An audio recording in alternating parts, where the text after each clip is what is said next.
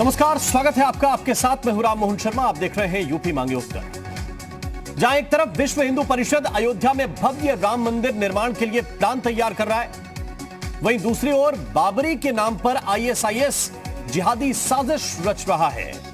ढांचा विध्वंस के नाम पर मुसलमानों को भड़काने की कोशिश की जा रही है। तो क्या एक बार फिर उत्तर प्रदेश और देश में हिंदू मुस्लिम और मंदिर मस्जिद के नाम पर अमन चैन बिगाड़ने की साजिश रची जा रही है? आज की चर्चा इसी मुद्दे पर करेंगे। हमारे साथ मेहमानों का एक पैनल भी जुड़ेगा, लेकिन उससे पहले एक रिपोर्ट आपको दिखाते हैं। विश्व हिंदू परिषद ने किया राम उत्सव का ऐलान। बाबरी पर जाग उठा आईएसआईएस का शैतान। आतंक की मैगजीन से भड़काने की साजिश। बाबरी का बदला लेने की धमकी।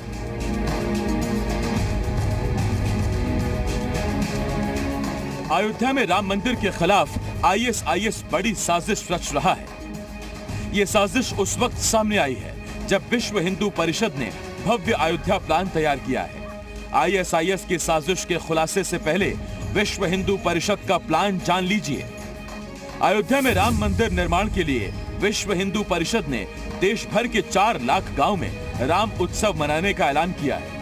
इस दौरान करीब 55 करोड़ लोगों से मंदिर निर्माण के लिए आर्थिक मदद भी ली जाएगी। विश्व हिंदू परिषद ने तय किया है कि 4 लाख गांवों में हम राम जी का उत्सव करेंगे, झूमेंगे, नाचेंगे, गाएंगे, सभा करेंगे और 11 करोड़ परिवारों से माने 55 करोड़ लोगों से हम मंदिर के लिए आर्थिक सहायता भी प्राप्त करेंगे। अब जरा अयोध्या में राम मंदिर के खिलाफ आईएसआईएस की साजिश भी समझ लीजिए। आईएसआईएस ने बाबरी का बदला लेने के नाम पर अपनी digital magazine voice of India के जरिए भारतीय मुसलमानों को भड़काने की कोशिश की।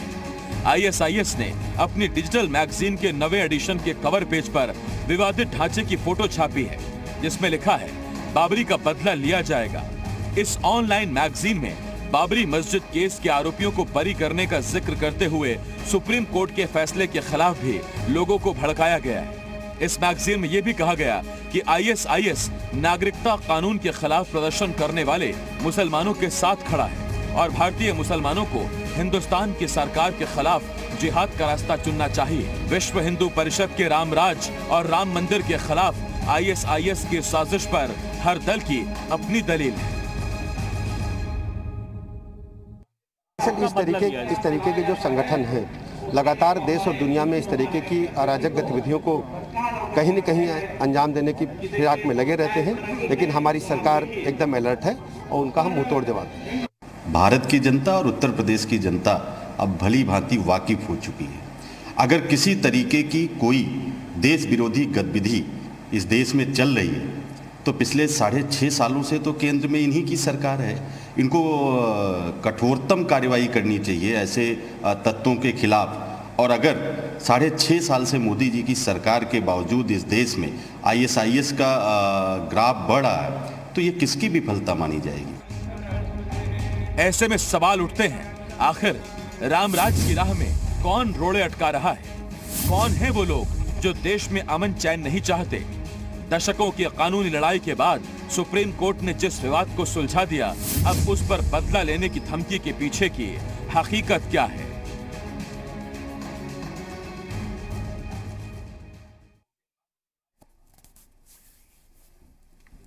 और आइए चर्चा की शुरुआत करते हैं। खास पैनल इस वक्त हमारे साथ जुड़ा हुआ है। मेहमानों से पहले आपका परिचय कराएं।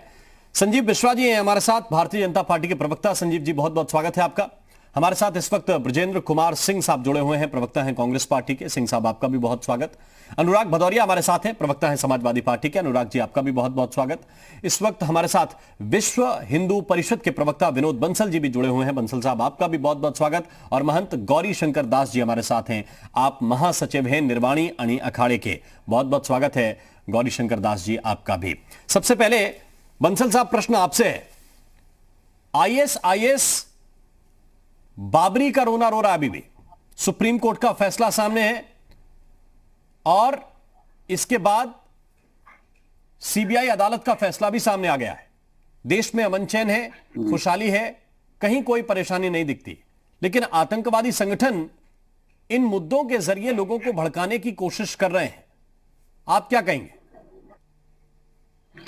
ये देखिए, इनकी हताशा का नतीजा है और ये इनकी हताशा को दर्शाता है कि वास्तव में ये जब देश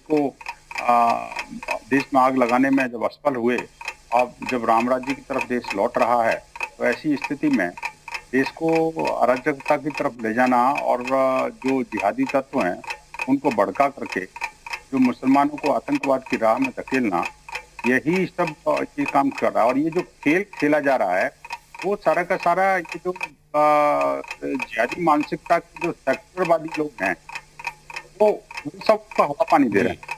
आज देखिए, अगर देश के अंदर इन लोगों के मंसूबे इतने बड़े हैं, इसके कारण ये नहीं है कि कोई राम मंदिर बनता है।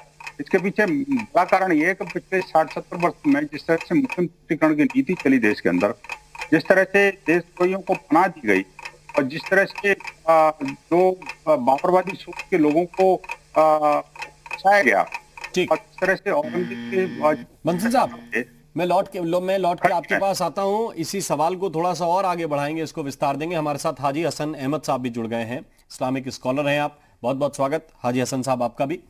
और हमारा पहला सवाल यही है कि ये कौन लोग हैं, जब देश का माहौल सामान्य है, दोनों फैसले देश ने देख लिए, स्वीकार कर लिए, फिर ये कौन लोग हैं जो अमन चैन के दुश्मन हैं? हाजी साहब। देखिए, जैसा कि अभी आपने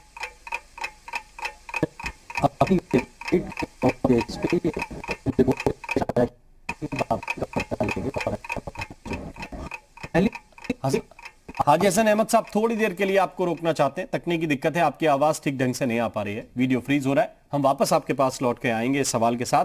संजीव बिश्वा जी, क्या पक्ष है आपका? आईएसआईएस लोगों को भड़काने की कोशिश कर रहा है।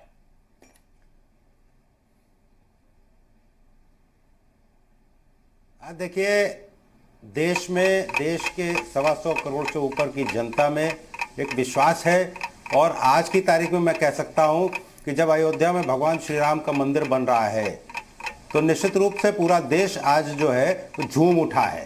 और ऐसे समय में कोई कुछ तो शरारती तत्व मैं समझता हूं होंगे जो इस तरीके की बातें सोच रहे हैं, आईएसआई के नाम पर मैगजीन चला रहे हैं और इस तरीके के हालात पैदा कर रहे हैं देश में। मैं तो ऐसे समय में कहूंगा कि देश के सभी राजनीतिक दल हो, चाहे देश में जन सामान्य हो, उन सबको एकजुट होना चाहिए और इन जैसे लोगों को, शरारती तत्वों को मुंहतोड़ जवाब देना चाहिए, जिसको जहां जैसे इस तरीके के लोग मिल जाए।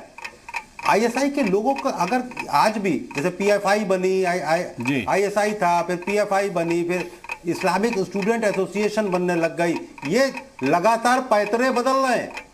लेकिन इनके समर्थकों को भी हमें चिन्हित करना होगा। जहां एक तरफ भगवान श्री राम का मंदिर बन रहा है भव्य, समर्थकों को भी तो चिन्हित करना होगा। अनुराग भदौरिया, दर्द हो रहा है पेट में, तो अनुराग भदौरिया, आपको क्या लगता है करने का भी काम हमको करना है। आईएस भड़काने की कोशिश में लगा हुआ है। देखिए, इस देश में भारतीय जनता पार्टी की सरकार है और सरकार की जिम्मेदारी होती है कि अगर समाज के अंदर में और हमारे देश के अंदर में कोई इस तरह के तत्व, अराजक तत्व अगर काम कर रहे हैं तो उस पर कार्रवाई करें। लेकिन सरकार इसमें नाकाम रहती है। लेकिन बड़ी अजीब सी बात है, ये उत्तर प्रदेश में या देश में जो भारतीय जनता पार्टी की सरकार है, जब कहीं हाथरस में बच्ची के साथ अन्याय हो जाता है तो पूछती है विपक्ष क्यों नहीं आता है? अरे सरकार आपकी है। जब बेरोजगार लोग आत्महत्या कर रहे हैं, बेरोजगार है, तो कहता है विपक्ष आवाज क्यों नहीं उठाता? अरे सरकार आपकी है। जब कोरोना काल से लोगों की मौतें हो रही तो कह रहा है विपक्ष रोड पे क्यों नहीं आता मदद करने के लिए?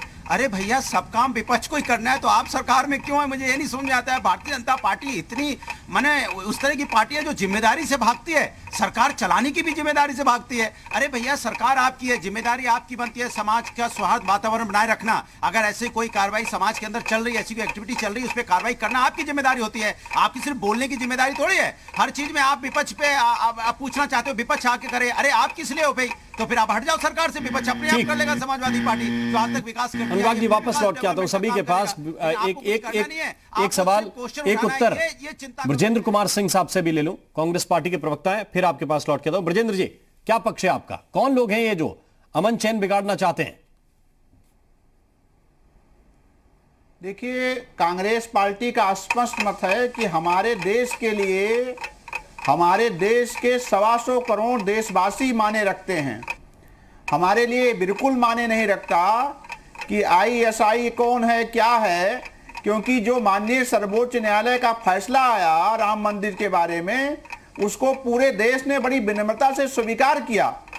और जब से विवाद चल रहा था तब से दो ही बात थी कि या तो हम आम सहमति से किसी नतीजे पर पहुंचे या माननीय सर्वोच्च न्यायालय कोई फैसला करे। आपने देखा होगा कि माननीय सर्वोच्च न्यायालय के फैसले के बाद जो 9 नवंबर को पिछले साल आया 19 को, पूरे देश ने उसे विनम्रता से स्वीकार कर लिया। और जो आपने पहले पार्ट में विश्व हिंदू परिषद ने कहा कि हम सबके घर जाएंगे, वो साधुवाद के पात्र हैं, क्योंकि समूचा हिंदू जो जिसके प्रेरणा स्रोत है भगवान राम मर्यादा पुरुषोत्तम, उस मंदिर के निर्माण में सबकी भागीदारी हो, चाहे वो 11 रुपए की ही भागीदारी हो, एक अच्छा प्रयास है।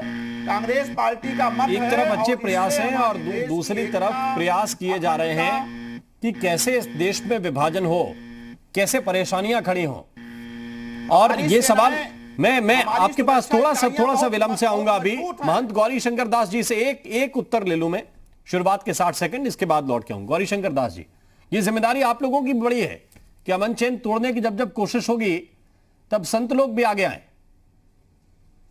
देखिए, वो समय चला गया है। आज जो देश की सुप्रीम कोर्ट ने निर्णय दिया है, उसको देश के करोड़ों लोगों ने स्वीकार किया है और वो समय चला गया कि किसी के गिरफ्तारी से कुछ होने वाला है। मैं एक बात बता देना चाहता हूं कि तुम्हारी सरपरस्ती में जले हैं कितने घर, ये सोचो, इसका तुम्हें एहसास भी होगा। वहां लोग खून सड़कों पर, मगर इतना तो बतला दो, वतन जब खून मांगेगा तुम्हारे पास क्या होगा। इसके लिए, इसकी साजिश को तोड़ने के लिए संत समाज और वैष्णव संप्रदाय, शैव संप्रदाय, खट दर्शन संप्रदाय पूरी तरह से मुस्तैदी के साथ कार्य करेगा।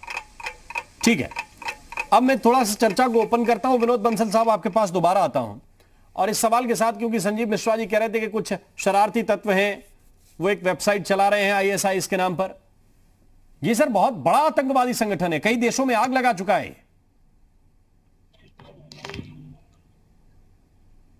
बंसल साहब तक लगता है आवाज नहीं। बंसल साहब, आप हमें सुन रहे हैं? हाँ, आ रही जी। जी। मेरा प्रश्न यह है, भाई संजीव मिश्रा जी थोड़ी देर पहले कह रहे थे कि शरारती तत्व हैं, आईएसआई इसके नाम पर कुछ वेबसाइट चला रहे हैं, मैगजीन चला रहे हैं। ये इतने छोटे लोग नहीं हैं। पीएफआई की जब आप इनसे तुलना करेंगे तो सूक्ष्म, बहुत सूक्ष्म है आईएसआई इसके सामने। ये बड़े आतंकवादी संगठन हैं, कई देशों को बर्बाद कर चुके हैं, आग लगा चुके हैं। इसको क्या इसी तरह से देखें कि शरारती तत्व हैं और हम डील कर लेंगे इनसे?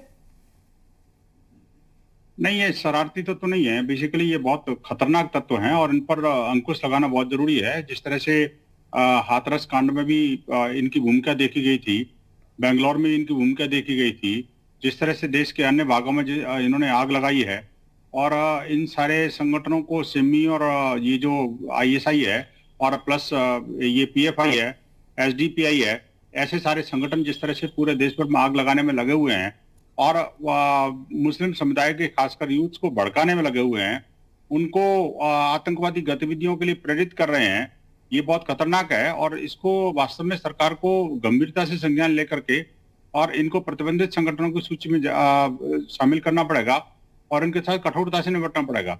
नहीं तो देश के जो भोले वाले जनमानस है, जो राम भक्त हैं, उनके लिए एक चुनौती बन जाएंगे।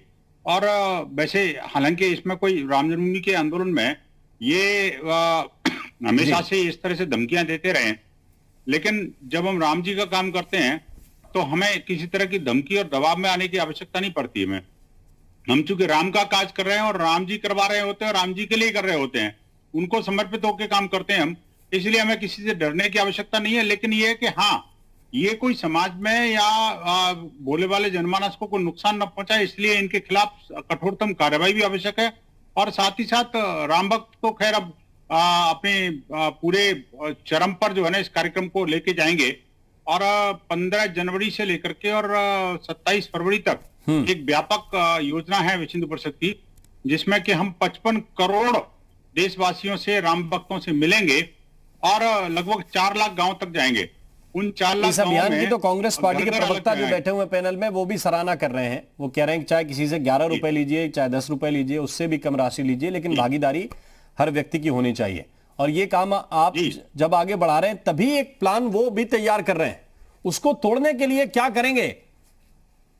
देखिए ये राम भक्त सक्षम है जी, अनेक बार देश पर हमले हुए। अभी तो आप देखिए पिछले 6 वर्ष से भगवान की कृपा से और हमारे जो 56 इंच का सीना जो है केंद्र में जो बैठा है, उसके डर के कारण आज तक कोई आतंकी हमला वो नहीं कर पाए जिस तरह से कांग्रेसी राज्य में करते थे। कांग्रेसी राज्य में आपको याद होगा राम जी कि हर महीने कोई शायद ही कोई रिकॉर्ड होगा जब किसी महीने में कोई 2-4 आतंकवादी घटनाएं देश के अंदर ना होती हो। और जब भी आतंकवादी घटना होती थी, हमारे माननीय गृह मंत्री बाहर निकल के आते थे टाई सूट बूट पहन करके और कहते थे कि हम देख रहे हैं, हम देख लेंगे और ये पाकिस्तान का हाथ है और हम ये ऐसा करेंगे। इसके अलावा कुछ नहीं होता था। ब्रजेंद्र कुमार सिंह जी रिस्पॉन्ड करना चाहते हैं, कांग्रेस के प्रवक्ता हैं। ब्रजेंद्र जी बोलिए। जी, ऐसा है कि उनको ज्ञान नहीं है। कांग्रेस के 10 साल के कार्यकाल में एक ही आतंकवादी हमला हुआ है, 26/11 मुंबई, और वाजपेयी जी के सरकार में 16 आतंकवादी हमला हुआ है। अक्षरधाम, रघुनाथ टेम्पल, जम्मू कश्मीर विधानसभा, हिंदुस्तान की पार्लियामेंट। तो ये आप देश को लेकर के आगे बढ़िए, पार्टी नहीं, देश, हमारी सेना, खुफिया एजेंसी, इस पर भरोसा करिए। राम भक्त की वजह से देश नहीं चल रहा है। हमारी देश की सुरक्षा तंत्र इतना मजबूत है, इस प्रकार का शासन सुनिश्चित किया है, और इंटेलिजेंस देखिए इंटेलिजेंस, आप अपना अहंकार त्यागिए, अपना काम जो है ना, पढ़िए लिखिए थोड़ा सा, और राम भक्तों का जो निदर्शन ज्ञानवर्धन करिए। 56 इंची 57 इंची सब दे चुके हैं पुलवामा में, अभी भी जो है जांच नहीं कर पाए आप। जो हमारे 46 जवान शहीद हुए थे कि 300 किलोग्राम RDX कहां से आया था। तो आप भाषण उपयोग करने के बजाय देश का नाम लीजिए, देश की सेनाओं का नाम लीजिए, सुरक्षा एजेंसियों का नाम लीजिए। राम भक्त देश नहीं चला रहे हैं। अब अनुराग भदौरिया को मैं इन करता हूं, फिर संजीव मिश्रा उस पर रिस्पॉन्ड कर। संजीव मिश्रा जी 1 सेकंड रुक जाइए। अभी बंसल साहब बोल रहे थे, अनुराग भदौरिया बोलिए आप। देखिए मुझे लगता है कि विश्व हिंदू परिषद को भी और देश के सभी लोगों को हिंदुस्तान पे भरोसा रखना चाहिए।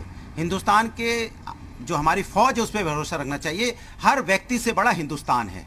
हिंदुस्तान किसी व्यक्ति की वजह से नहीं चलता है, हिंदुस्तान हिंदुस्तानियों की वजह से चलता है। इसलिए यह कह देना कि बिना पढ़े लिखे आके बोल देना, कि बिना रिसर्च किए आके बोल देना, रटी रटाई बातें बोल देना, कम पढ़ के आइए तो पता चल जाएगा कहाँ पे आतंकी हमले कब ज्यादा हुए थे, कब कम हुए थे। अगर इतना ही सब कुछ सक्षम था तो 40 जवान हमारे शहीद हुए हैं। अभी तक हम ये नहीं जान पाए कि 300 किलो RDX आया कहाँ से था। इसलिए हम कहते हैं ये हमारी देश की जो फौज है ना, ये हमारा गर्व है, और देश का जो हमारा खुफिया तंत्र है ना, ये हमारा गर्व है, और देश का जो संविधान है वो हमारा गर्व है। और भारतीय जनता पार्टी की सरकार थी जब पार्लियामेंट जैसी जगह, जहां हमारा संविधान, जिसको हम मंदिर मानते हैं, जहां हमारे कानून बनती है, उस पे हमला हुआ था। इससे ज्यादा शर्म की बात हो सकती है क्या? पार्लियामेंट पे हमला हो जाना, बीजेपी की सरकार थी। इसलिए इतनी बातें करो जितनी शोभा देती है। हिंदुस्तान से बड़ा कोई नहीं है, हिंदुस्तान से बड़ा कोई व्यक्ति नहीं हो सकता। वंसल जी, हिंदुस्तान सबसे बड़ा, इसलिए हिंदुस्तान की जय बोला करो, व्यक्ति विशेष की जय मत बोलो। यहाँ प्रधानमंत्री बने हैं कई, चले गए, मुख्यमंत्री बने चले गए, हिंदुस्तान वहीं का वहीं है, संविधान वहीं का वहीं है। ठीक है, इसलिए हिंदुस्तान की बात करो, हिंदुस्तान संजीव मिश्रा जी, हिंदुस्तान के संजीव मिश्रा रिस्पॉन्ड करेंगे आपको। संजीव मिश्रा जी बोलिए। सेना के ऊपर तो पूरे देश को गर्व है, लगाया करो। ये सेना के ऊपर पूरे देश को गर्व है। सेना आ गए ना सही लाइन पे, तो वही बोलो कि सेना पे गर्व है। यही बोलो, हिंदुस्तान की जय बोलो। तो यही बोलो कि सेना पे गर्व है। तो व्यक्ति विशेष की महिमा मंडन मत क्या करो। ये देश संविधान से चलता है, न्यायपालिका से चलता है, हिंदुस्तान के लोगों से चलता है। हिंदुस्तान की ताकत इतनी है कि लगातार हिंदुस्तान की संस्कृति संस्कार, हिंदुस्तान की संस्कृति संस्कार इतना मजबूत है कि आज तक हिंदुस्तान को कोई आंख नहीं दिखा पाया, क्योंकि हिंदुस्तान की संस्कृति हजारों साल से कई लोग आए हिंदुस्तान पे राज करने के लिए, हिंदुस्तानियों ने उनको बाहर भगा दिया। यहाँ पे बहुत आए, अंग्रेज भी आए थे यहाँ पे, और अंग्रेजों को भी बाहर भगाने का काम हिंदुस्तानियों ने किया है। इसलिए हिंदुस्तानियों की जयकारा लगाया करो तो ज्यादा अच्छा है। कमाल की बात है, आप भगवान को भी एक व्यक्ति विशेष में बांधना चाहते हो। भगवान तो हमारे अंदर में भी, आपके अंदर में भी है। भगवान को बीजेपी, कांग्रेस और समाजवादी और दूसरे पार्टी के नहीं है। भगवान इस हिंदुस्तान के कण-कण में है, हर व्यक्ति में है, और उनके वो भगवान हर एक के साथ है, चाहे अमीर हो, गरीब हो, चाहे वो लोग अमीर, कहाँ चाहे गए गरीब हो, जो भगवान कहते हर थे एक के मंदिर साथ है। कब बनेगा? और सब भगवान के बच्चे हैं। तारीख और बताओ। भगवान के बच्चे आज बेरोजगारी तारीख से आ गई ना, आत्महत्या करते हैं, तो मंदिर इसका बनने पाप लग गया सरकार ना, पे पड़ेगा। तो क्योंकि जिनको भगवान के बच्चे जो भूखे ISI के हैं, भगवान के पिट्ठू बच्चे थे, महंगाई से उनको भी परेशान दर्द हो रहा। हैं, कोरोना काल से ISI भगवान के के बच्चों पिट्ठुओं की को भी दर्द हो परेशानियां रहा। मौतें हो रही ठीक है। हैं, भूख के मारे भगवान के बच्चों की मौतें हो रही हैं, भगवान के लाला बेरोजगार हैं, उनके आज ये बारे में हालत चिंता क्यों आई? करो, भगवान हालत के बच्चों इसीलिए के आई बारे ना में चिंता कि करो, भगवान की श्री चिंता राम का करो, मंदिर खाली बन रहा है। महंत गौरी शंकर दास जी, भारतीय जनता पार्टी बड़ी है, देश छोटा है, मंदिर देश भी बड़ा बनना है, शुरू हो गया। बीजेपी छोटी है, मंदिर भी बनना हमारे शुरू संत हो भी गया। बड़े हैं, तारीख तो भी आ गई। संत समाज यहाँ पानी बैठा है, पियो, संत समाज से भी बड़ा ठंडा कोई पानी बीजेपी पियो, नहीं आराम करो। है। ये मंदिर सबसे बड़ी, बनना शुरू सबसे हो बड़ा गया ये है। हमारा सनातन भगवान धर्म श्री है, राम का और सनातन मंदिर धर्म बन से रहा है। बड़ी भारतीय जनता अब पार्टी नहीं है, आतंकवादियों जो का आप भी हमेशा ऐसी भारतीय जनता पार्टी को सनातन ठीक है। धर्म से ही बड़ा बता देते हैं। आप ठीक है। ऐसा बता देते हो कि सनातन धर्म और अब सवाल यही है ना कि पार्टी है, सेना बड़ी है, सेना का गौरव बड़ा है, देखते जाओ, मत रहिए। भगवान श्री राम और का फिर भव्य प्रोफेसर मंदिर रामगोपाल बन यादव रहा ये है। कहते अब कोई रोक नहीं ये पाएगा। कि वोट पाने के लिए पुलवामा का षड्यंत्र रचा गया। देश को छोटा बता देती है, ये चिंता का विषय है। ठीक है। अपनी बड़ाई करते करते आप हिंदुस्तान की बड़ाई कर छोड़िए। रहे हो। ठीक है। चिंता का विषय है। तो ये अपने को बड़ा बता- सबको ये तय करना चाहिए कि क्या बोलना है। अनुराग भदौरिया, आप बात ठीक कर रहे हैं, लेकिन रामगोपाल यादव वही हैं जो कहते हैं कि पुलवामा वाला षड्यंत्र रचा गया वोट पाने के लिए। तो क्या सेना के लोग, सीआरपीएफ के लोग षड्यंत्र रचते हैं क्या? गुंडों की पार्टी इसका के उत्तर लोग नहीं दिया गया। कर देंगे। भगवान श्री राम का भव्य मंदिर बन बात रहा है। भारतीय जनता ये पार्टी ध्यान की हो रही है, रखो। बात भारतीय और जनता पार्टी की हो रही है। आतंकवादियों को नहीं तो सबको एक साथ बोलना चाहिए ना। अनुराग जी की पार्टी के नेताओं को भी बोलना चाहिए, बीजेपी के नेताओं को भी ठीक बात बोलनी चाहिए, दोनों को बोलनी चाहिए। मैं लौट के आता हूं एक हाजी हसन अहमद साहब, प्रश्न इसी बात का है कि जब देश में सब खुशहाली है, लोग आपस में अच्छे से संवाद कर रहे हैं, कोई दिक्कत नहीं है, परेशानी नहीं है, तब कुछ लोग खलल डालना चाह रहे हैं। ऐसे में सामाजिक तौर पर हमारी जिम्मेदारी क्या है? देखिए राम मोहन जी, बिल्कुल मैं आपकी इस बात का ज़रूर उत्तर दूंगा, लेकिन उससे पहले अभी अभी जो आपका डिबेट चल रहा था, आपके पैनल में तो बिल्कुल सौहार्द नहीं दिख रहा था।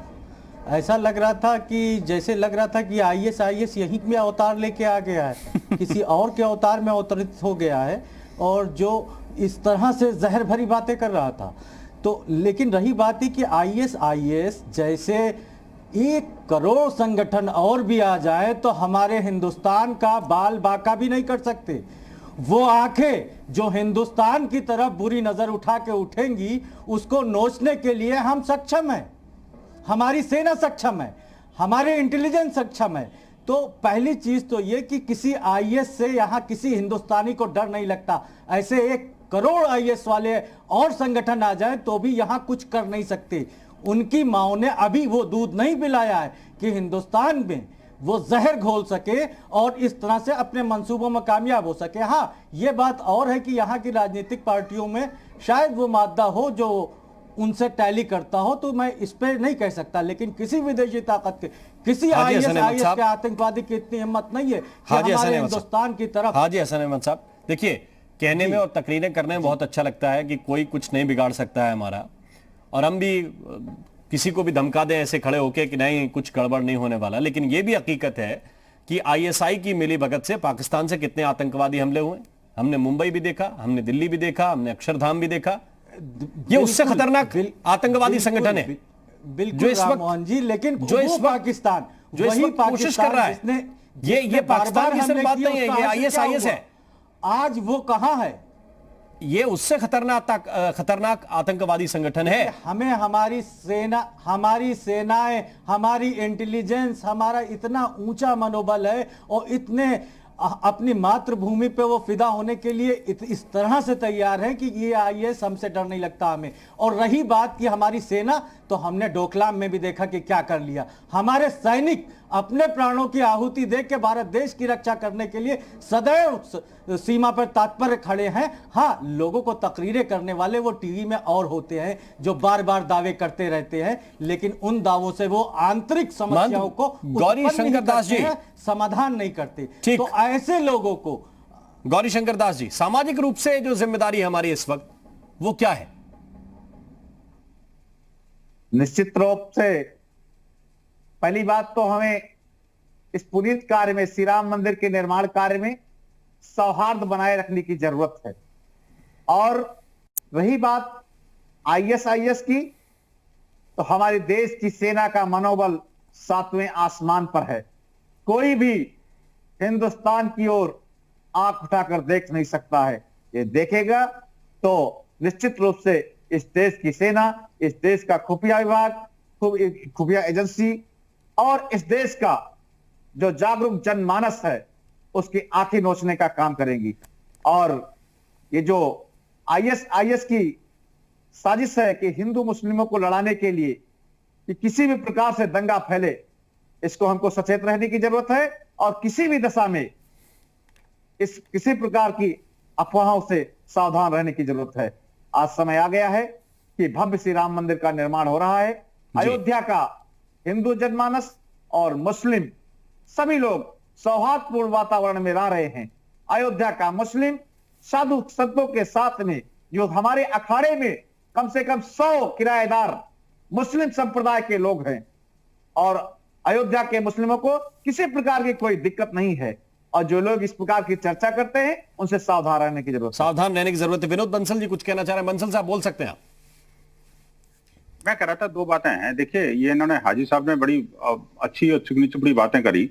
मैं इनसे जरा दो बातें पूछिए कि ये जो आतंकवादियों को पनाह जहां मदरसों में मिलती है, जिन आतंकवादियों को पनाह जो है मस्जिदों में मिलती है, जहां मुस्लिम बाहुल क्षेत्रों में ये छुपे रहते हैं और अक्सर पकड़े जाते हैं, तो क्या आप ये एश्योरेंस देंगे कि वो मुस्लिम समुदाय, वो जो कट्टरपंथी लोग हैं, वो अब इनको पनाह नहीं देंगे? एक बात। दूसरी बात, एक आपकी डिबेट में बड़ी अच्छी बात लगी मुझे, हमारे समाजवादी पार्टी के हरे वाले प्रवक्ता जो हैं वो अपने हरे वेश के लिए बड़े मशहूर हैं और जब बोलते हैं नॉन स्टॉप बोलते हैं। आज बड़ा अच्छा शालीन बहस कर रहे हैं। मुझे उनकी भी दो बातें बड़ी अच्छी लगी कि एक तो उन्होंने आज पूज्य संतों का नाम लिया और एक सनातन धर्म का नाम लिया। तो जिन पूज्य संतों की एक बड़ी यात्रा को प्रतिबंधित करने वाली पार्टी के प्रवक्ता हैं ये, तो मुझे अच्छा लगा। आपके आंख पे चश्मा चढ़ा है तो मैं क्या करूं? पूज्य संत नहीं, मुझे अच्छा लगा। आपके अच्छा लगने से थोड़ी होता है। आपको अच्छा तो नफरत की बात करने से लगता है। आपको सौहार्द की वातावरण में अच्छा कहाँ लगेगा? आपको हिंदुस्तान की बात करने में अच्छा नहीं लगेगा। आपको तो नफरत की बात में अच्छा लगता है। आज तो है, आज मुलायम सिंह जी के प्रवक्ता भी जो है, आपके लगने से क्या होता है? आप तो नफरत की बात करते हो, आप जोड़ने की बात कब करते हो? संत समाज ने जोड़ने की बात की है। आपने तो अपना भाषण नफरत से ही शुरू किया था। संत समाज बैठा है, इनसे कुछ सीखो। संत समाज बैठा है, इनके चरणों में जाके गिर जाओ और चरण पकड़ लो संत समाज के, तो कुछ ज्ञान आ जाएगा। कम से कम नफरत की बात करना कम करोगे। संत समाज के चरण पकड़ लो। उन्होंने कितनी अच्छी बात बोली है, उनका चरण पकड़ो ना। संत समाज का चरण पकड़ोगे तो कुछ ज्ञान आ जाएगा। पढ़ रहे हैं हम जो है ना पूरे देश के अंदर। अरे आप बढ़ नहीं रहे हैं, आपके बताने से बढ़ रहे हैं क्या कि खाली आपने जबरदस्ती? मैंने आपको याद दिलाया कि हिंदुस्तान से बड़ा कुछ नहीं है। आप बार-बार भूल ले, आप गलती मत करो। हिंदुस्तान जो ये कहते थे कि यार कोई कुछ नहीं है, बलात्कार होता है तो कोई बड़ा है, गलती हो जाती है। हिंदुस्तान से बड़ा कोई कम आप उन लोगों को याद रखेंगे। मुझे पता है आप गवाह हैं और क्यों करते हो? ऐसा कभी नहीं बोला। आप दिखा दो, अगर बोला हो तो ये आपकी फर्जी वाणी। आप अगर ऐसा बोला दिखा दीजिए ना, आप चलवा दीजिए, उनका बयान चलवा दीजिए। हिम्मत है तो चलवा दीजिए बंसल जी, आपकी हिम्मत है तो चलवा दीजिए। आप अपनी हैसियत पे आ गए नफरत की बात पे आ गए। अपनी हैसियत पे ना डर लगने लगा। जैसी देश एक होने लगता है आप डर जाते हो, क्योंकि आपको लगता है देश सब एक हो गए, सारे समुदाय के लोग एक हो गए, हमारी रोटी कहां से चलेगी? डर गए आप, डर के फालतू बातें करना शुरू कर दिया आपने। आए बाएं साहब बोलना शुरू कर दिया। आप बोलो हिंदुस्तान की बात हो रही है। जो है यही असली आईएस है और यही आईएस की मानसिकता है। ठीक है, बाइट चलवा दिए इनके मुंह पे, कम से कम तमाचा तो लगे। बाइट चलवा दिए। यही मानसिकता जो है ये आईएस की मानसिकता है और यही लोग हैं जो आईएस से ज्यादा खतरनाक है। इनकी मानसिकता आईएस की सही मानसिकता है। इनके ऊपर कार्रवाई होनी चाहिए, देर की होनी चाहिए। जितनी देर हो रही है उतना देश का नुकसान हो रहा है। आखिर ऐसे लोग इतनी नफरत करने वाले सत्ता में कैसे बैठ सकते हैं? हमारे देश में कैसे मौजूद हो सकते हैं जिनको मदरसों पे इस्लाम से, मुसलमानों से इतनी नफरत है? ये क्या चाहते हैं? जबकि सारी दुनिया जानती है कि आईएस एक आतंकवादी संगठन है, इसका मुसलमानों से कोई लेना देना नहीं है। इसने इराक में, सीरिया में मुसलमानों का मास कत्लेआम किया है, बुरी तरह से नरसंहार किया हुआ है। और उसके बाद भी ये आज कह रहे हैं कि हिंदुस्तान में आईएस के बहाने मदरसों पे अटैक करेंगे, मस्जिदों पे अटैक करेंगे, मुसलमानों पे अटैक करेंगे। जी, ये खुली धमकी दे रहे। नेशनल टेलीविजन पे ऐसे लोगों को आखिर जगह क्यों दी जाती है? क्या जी टीवी का भी यही एजेंडा हो गया है कि हिंदुस्तान में अमन और चैन का नामो निशान मिट जाए? हाजी हसन अहमद साहब, चैन तो तब रहेगा जब अमन चैन रहने दोगे। एक एक करके PFI के लोगों को पनाह देना बंद करिए, PFI के लोगों को पनाह देना बंद करिए, SDPI के लोगों को मस्जिदों में छुपाना, मदरसों में छुपाना बंद करिए, मुस्लिम बाहुल बस्तियों में उनको पनाह देना बंद करिए। ठीक है। और ये जो बॉर्डर एरिया है वहाँ पर जो मुद्दों की तरफ मस्जिदों मदरसे बढ़ रहे हैं, आतंकवादी चल रही है, उनको थोड़ा पड़ेगा। ठीक है, ब्रजेंद्र कुमार सिंह जी बहुत देर से इंतजार कर रहे हैं अपनी बारी का, उनकी एक बात सुनते हैं, फिर अनुराग जी आपके पास लौटूंगा। ब्रजेंद्र कुमार सिंह जी। अरे मैं 5 सेकंड दे दो, 5 सेकंड दे दो। जी आदरणीय बंसल जी से कहना चाहता हूँ, हम लोग बैठे हैं, कि कांग्रेस बैठी है, वो सबने अगर हिंदुस्तान विश्व एकता की बात की कि हम हिंदुस्तानी एक हैं, यहाँ पे कोई हमें नहीं कुछ कहा विचार को लेकिन पहचान विशाल और उदार बनाना चाहिए।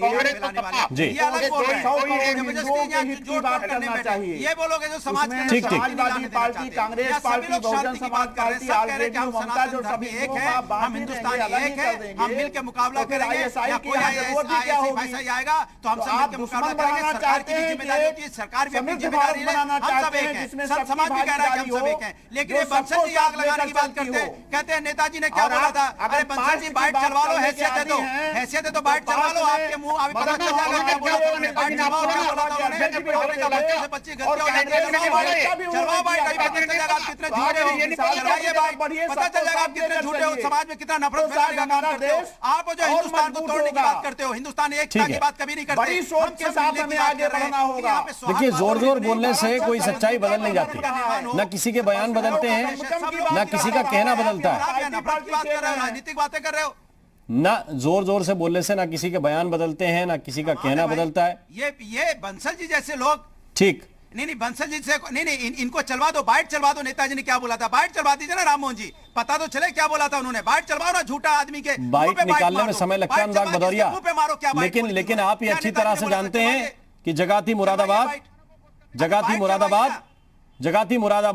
अरे की एक पब्लिक रैली, मैं बाइट चलवाने की बात, अरे अनुराग भदौरिया, मैं कह रहा हूं अनुराग भदौरिया जी, बाइट चलवाइए, बाइट हवा में चलती है क्या? आप बाइट चलवाइए, नेताजी बाइट लाइब्रेरी से निकालनी पड़ती है, आप बंसल जी ने जो बोला उनका झूठ साबित टीवी में लगानी पड़ती है, इसके बाद चलती है। चलवाइए बंसल जी ने, क्या बंसल जी पता चलेगा क्या झूठ, वो भी मिल जाएगी, उसकी चिंता मत कीजिए, वो मिल जाएगी। झूठे व्यक्ति, लेकिन मेरा सवाल यह है कि ना तो किसी के कहने से बयान बदलते हैं, हिंदुस्तान की एकता की बात, ना किसी के ये कहने से जोर जोर से चिल्लाने से कुछ बदल, जिसने जो कह दिया वो सब रिकॉर्ड पे है। वो राजनीतिक बातें कर रहे हैं या राजनीतिक, चाहे रामगोपाल यादव हो, चाहे मुलायम सिंह यादव हो, चाहे अनुराग भदौरिया हो, जिसने जो कह दिया सो रिकॉर्ड पे है, वो कहीं नहीं जाएगा। संजीव बिश्वा जी, के बाद में और लोगों को नहीं है, ये एक तरफा चलने वाली गाड़ी है। संजीव बिश्वा जी जवाब दीजिए। ठीक, इकट्ठा करके लाते हैं ये।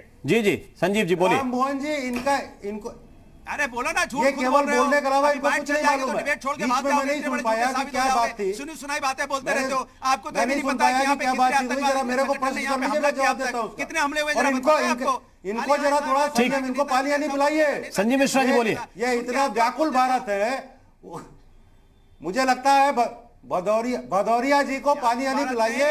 मुझे लगता है कि भगवान श्री राम का मंदिर बनने में सबसे ज्यादा अगर दिक्कत आ रही तो इन्हीं को आ रही। ये सेना के ऊपर आरोप लगाने वाले लोग हैं और महा झूठे लोग हैं ये। इन्होंने मुसलमानों को आरक्षण देने की बात कही थी, इन्होंने हाई स्कूल के बच्चों को टैबलेट देने की बात की थी। ये 5 साल सरकार चलाते रहे, लेकिन इन्होंने कोई काम नहीं किया। ये मुसलमान विरोधी लोग हैं, ये नौजवान विरोधी लोग हैं। इन्होंने मुसलमानों को आरक्षण देने की बात कही थी, अपने मैनिफेस्टो में कही थी, लेकिन नहीं दे पाए। ये 5 साल मुसलमानों को बरगलाते रहे। ये हाई स्कूल के बच्चों को एक टैबलेट नहीं दिया। अरे हाई स्कूल के बच्चों को एक टैबलेट दिया, हाई स्कूल के बच्चों को एक टैबलेट दिया, मुसलमानों को आरक्षण दिया, मुसलमानों के लिए कोई काम किया। बताओ, आज 50% जो वोटर है मुसलमानों में, उनको न्याय दिलाने का काम किसने किया? क्यों झूठ बोला मुसलमानों से? क्यों मुसलमानों को आरक्षण दे रहे थे? नहीं दे पाए ना। 5 साल के अंदर दसे हुए क्या उत्थान के लिए आपने किया और मुसलमानों क्या किया भलाई का काम? ठीक है, जब चुनाव याद आते हैं, चुनाव करीब आ जाते हैं, तब हिंदू मुसलमान याद आ जाते हैं। इसीलिए आईएएस का टैक्स, आईएएस की वो मैगजीन पर नाम आने लगा है। समाजवादी आप कहना क्या चाह रहे हैं, बिल्कुल क्लियर कीजिए। बिल्कुल हिंदुस्तान के तमाम हिंदुस्तानियों ने आपको जिता कर पार्लियामेंट में भेजा, लेकिन आपने किया ठीक है। महंत गौरी शंकर दास जी, महंत गौरी शंकर दास जी, मुसलमान विरोधी, उनकी बात सुनिए, वो बड़ी अच्छी बात कहते हैं। ये आईएसआई के समर्थक लोग हैं, मैं तो साफ बात कहूंगा। ठीक है, गौरी शंकर दास जी, जी जी, सर कार्रवाई कीजिए तब। अगर ये आईएसएस के समर्थक हैं तो आप इनके ऊपर कार्रवाई कीजिए या फिर झूठा आरोप न लगाइए। आप कार्रवाई भगवान राम के भव्य राम मंदिर निर्माण के बारे में और आईएस के आतंकवादी हमले के बारे में हो रही है। ये राजनीतिक तो बातें हो रही है, ये अनर्गल है। और आज भव्य राम मंदिर का निर्माण हो रहा है, तो इसमें इस राजनीति की किसी प्रकार की कोई बातें नहीं हो चाहिए। किसी ने टेबलेट देने के लिए कहा, नहीं कहा, क्या किया क्या नहीं किया, वो आज का विषय नहीं है। आज पूरे देश को एक होकर के भव्य राम मंदिर का निर्माण करना चाहिए और आईएस से मिलकर के इस देश की सेना को और हम सब लोगों को मिलकर के उसका मुकाबला करना है और उसके लिए सजग रहना है, उसके लिए चैतन्य रहना है। इसलिए आप लोगों से करबद्ध प्रार्थना है, जो भी डिबेट में बैठे हुए हैं गणमान्य व्यक्ति, आप लोगों से निवेदन है कि आज राजनीति की कोई बात न करें। आप आज सिर्फ और सिर्फ भव्य श्री राम मंदिर के निर्माण की बात करें और हमारे देश को कैसे सुरक्षित रखा जाए, कैसे इस देश की सेना का मनोबल ऊंचा हो, इसके बारे में बात किया जाए। यही बात करना हमारे हिसाब से उचित होगा। देखिए, ये आपस की लड़ाई अच्छी नहीं होगी, यह ना हमारे देश के लिए अच्छी होगी ना समाज के लिए अच्छी होगी। ठीक, हाजी हसन अहमद साहब क्या कहेंगे? इस पे फोकस जनता का है कि नहीं? सहमत हूं, मैं आपकी बात से सहमत हूं। यही बात आप बंसल जी को बताइए कि राजनीति उन्होंने क्यों शुरू कर दी। जनता का फोकस उन्होंने तो सबसे अपील की है, उन्होंने भदौरिया जी आपका नाम थोड़ी लिया, उन्होंने सबसे अपील की है, तो कुछ इस तरह की बातें निकल आ जाती है। तो मैं बोलूंगा तो सही, मुझे बोलने का मौका नहीं मिलेगा तो बिल्कुल बिल्कुल। हम सब, हमारी सेना का मनोबल बहुत ऊंचा है और सेना सक्षम है, सेना सक्षम है, लेकिन अब हमें तमाम जनता को, 125 करोड़ भारतवासियों को, जो आंतरिक तौर पे आतंकवाद हमारे यहाँ घुस गया है राजनीतिक पार्टियों के रूप में, जो टीवी पे बैठ के कुछ भी बोल जाते हैं, इनसे निपटने के लिए तैयार होना होगा। और बिहार के इलेक्शन में आज कहीं भी बाई इलेक्शन हो रहे हैं, ऐसी सांप्रदायिक ताकतों को सरे से नकार के इनको इनकी हैसियत दिखानी होगी। ठीक, सांप्रदायिक ताकतों को नकारना पड़ेगा। ठीक बात कर रहे हैं आप, सांप्रदायिक ताकतें नकारी जाएं, लेकिन हम जब आप कहते हैं कि सेना मजबूत है, हम भी यही कहते हैं सेना मजबूत है। सामने से टक्कर लेने कोई नहीं आने वाला सेना की मजबूती को देखते हुए।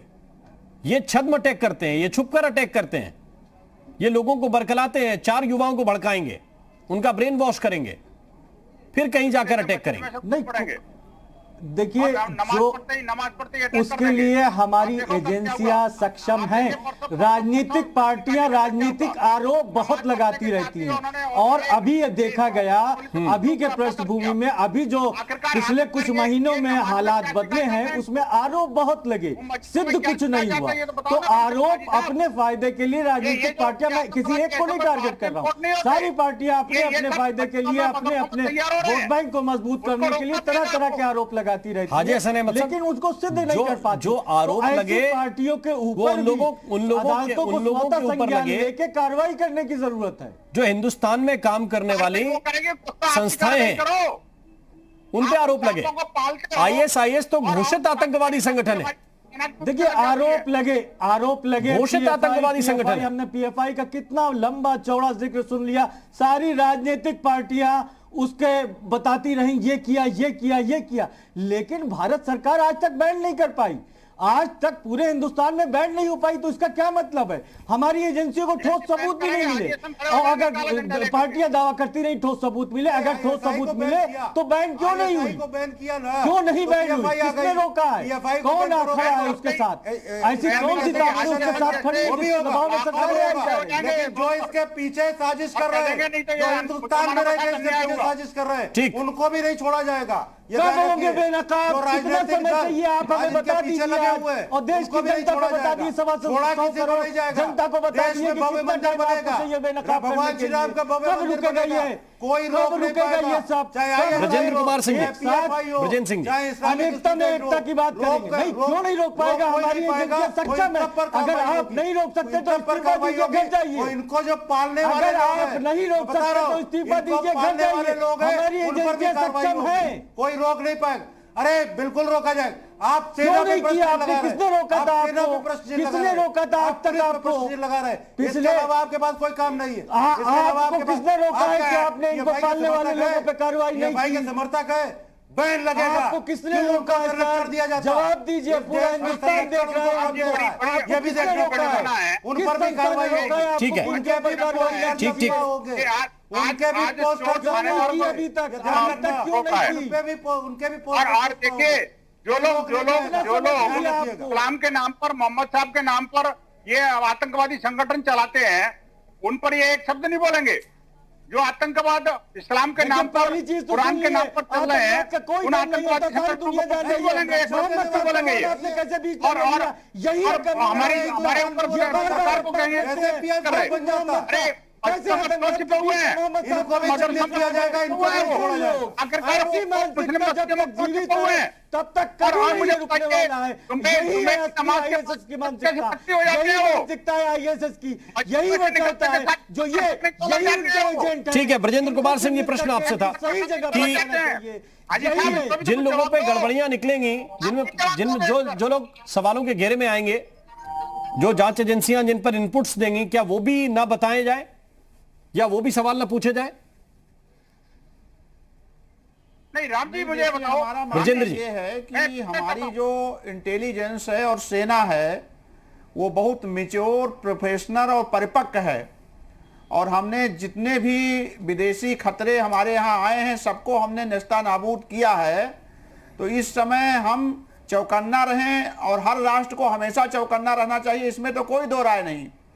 लेकिन जहाँ तक राम मंदिर के निर्माण की बात है उसमें इनके सबकी किसी की कोई भूमिका नहीं और हमारा कोई कुछ नहीं कर सकता, क्योंकि हमारी सेना भी सक्षम है, इंटेलिजेंस भी सक्षम है और हम तो इन मुसीबतों से लड़ते रहे हैं। और हम उसको दोबारा वो चीज़ें नहीं हो पाई जो ISI ने कोशिश करने की कोशिश किया भारत में, उनको हमारी सेना ने, हमारी जो इंटेलिजेंस ने है हमेशा मुंहतोड़ जवाब दिया है। और सबसे बड़ी बात है कि हमारी जनता उसे स्वीकार नहीं करती। जिन देशों में इनका प्रभाव है वो देश बर्बाद हो गए। अफगानिस्तान को देख लीजिए, पाकिस्तान को देख लीजिए, ईरान इराक को देख लीजिए, सीरिया बहरीन को, तो जहां उनकी भूमिका है वो देश बर्बाद होते जा रहे हैं। हमारा जो देश है वो इन तत्वों को स्वीकार नहीं कर सकता और नहीं करेगा। तो हमें इस पर ज्यादा चर्चा करने की जरूरत नहीं है। हमें अपनी सिक्योरिटी एजेंसी पर भरोसा रखना चाहिए और जो माननीय सर्वोच्च न्यायालय ने फैसला कर दिया है उसी को स्वीकार करके आगे बढ़ना चाहिए, बस। ठीक, और हमारी भी कोशिश यही थी कि जो मंशा है आतंकवादी संगठनों की, वो मंशा लोगों के सामने आए कि वो कोशिश आखिर क्या कर रहे हैं। जब भारत का मुसलमान प्रसन्न है, उसे दिक्कत नहीं किसी बात से, वो अपने कानूनी अधिकारों का इस्तेमाल करना जानता है और उन अधिकारों के आधार पर अदालत के फैसले का सम्मान करना भी जानता है, तो फिर क्यों एक आतंकवादी संगठन एक घटना विशेष का हवाला देकर माहौल को खराब करने की कोशिश में लगा हुआ है? सबको सावधान रहने की जरूरत है। बहुत बहुत शुक्रिया, बहुत बहुत धन्यवाद आप सभी मेहमानों का हमारे साथ इस चर्चा में जुड़ने के लिए। और इसी के साथ यूपी मांगे उत्तर में अभी के लिए बस इतना ही। नमस्कार।